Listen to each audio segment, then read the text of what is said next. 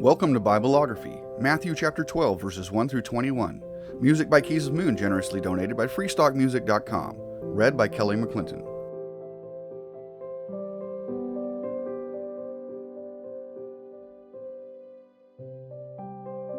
At that time, Jesus went through the grain fields on the Sabbath. His disciples were hungry and began to pick some heads of grain and eat them. When the Pharisees saw this, they said to him, "Look, your disciples are doing what is unlawful on the Sabbath."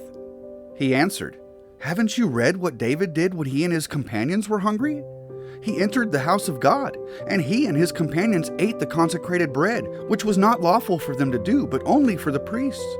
Or haven't you read in the law that the priests on Sabbath duty in the temple desecrate the Sabbath and yet are innocent? I tell you that something greater than the temple is here. If you had known what these words mean, 'I desire mercy, not sacrifice,' you would have not condemned the innocent, for the Son of Man is Lord of the Sabbath." Going on from that place, he went into their synagogue, and a man with a shriveled hand was there. Looking for a reason to bring charges against Jesus, they asked him, "Is it lawful to heal on the Sabbath?"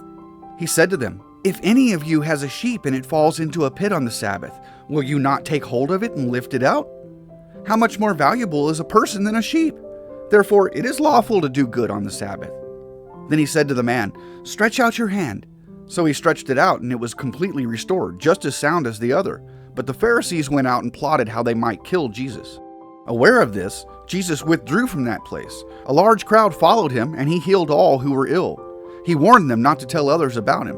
This was to fulfill what was spoken through the prophet Isaiah. "Here is my servant whom I have chosen, the one I love, in whom I delight. I will put my spirit on him, and he will proclaim justice to the nations. He will not quarrel or cry out. No one will hear his voice in the streets.